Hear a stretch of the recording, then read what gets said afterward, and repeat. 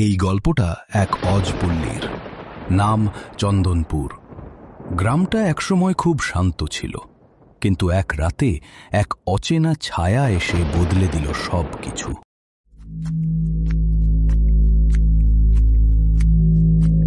আজকাল রাস্তাঘাটে কেউ রাতের বেলায় বেরোয় না, কেন?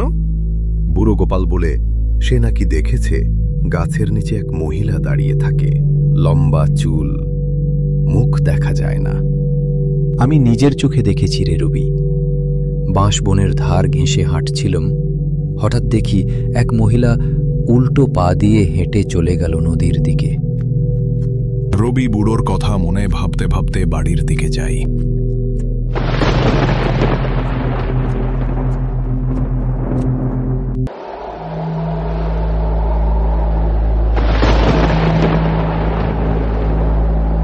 এই গ্রামে অশুভ শক্তি জেগে উঠেছে।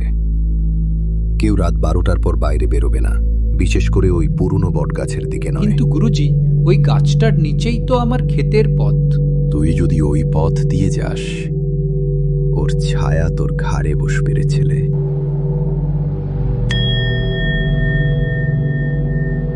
বৃষ্টিতে পুরোপুরি ভিজে গেলাম, বাড়ি যেতে পারবো কিনা কে জানে। কে ওখানে? নিঃশব্দ।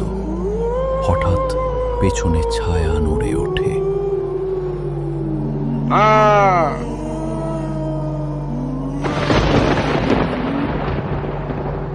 রবির বাড়ির লোক রবির খোঁজ করতে থাকে। তারপর হঠাৎ গোপাল এসে বলে, কাল রাতে ওই পথ দিয়েই গেছিল, কিন্তু আজ সকালে শুধু কুপিটা পড়েছিল বটগাছের নিচে। রবির মা আর তার বোন মালতী ওই পথের দিকে খোঁজ করতে যাই। দাদা, তুমি কোথায় গেলে দাদা? কোনো সাড়া দেয় না রবি। তার মা আর বোন হতাশ হয়ে বাড়ির দিকে ফিরে। কিন্তু গ্রামের মানুষ লক্ষ্য করে প্রতি রাত 12টায় বটগাছের তলায় একটা কণ্ঠস্বর ভেসে আসে, আমি এখানে আছি।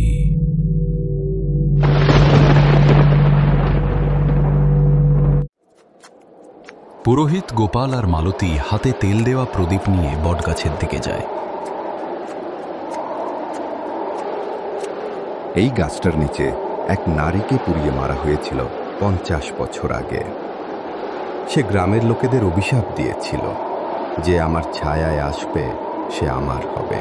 তাহলে রবি এখন ওই পেতনির কবলে? হ্যাঁ, তবে তাকে বাঁচানোর একটাই উপায় আছে। তার নাম 3 বার ডাকতে হবে চাঁদের আলো পড়ার সময়। রাত 12টা বেজে গেল। দাদা, রবি দাদা, ফিরে আয়। মালতী, চলে যা, আমি ওর থেকে মুক্ত নই। মন্ত্র পড় এখনই।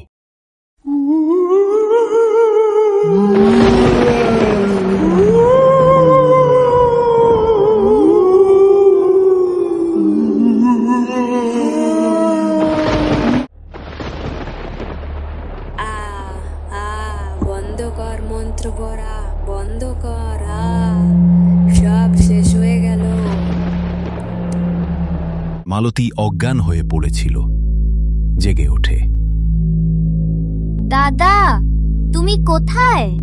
দেখ মালতী, সূর্য উঠেছে, কিন্তু ওর কণ্ঠস্বর এখনো বাতাসে আছে, শুনছিস? দূর থেকে রবির গলা, আমি এখানে আছি। অভিশাপ হয়তো শেষ হয়নি।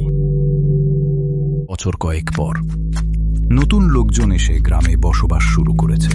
এই জায়গাটা এত সস্তায় বিক্রি হলো কেন?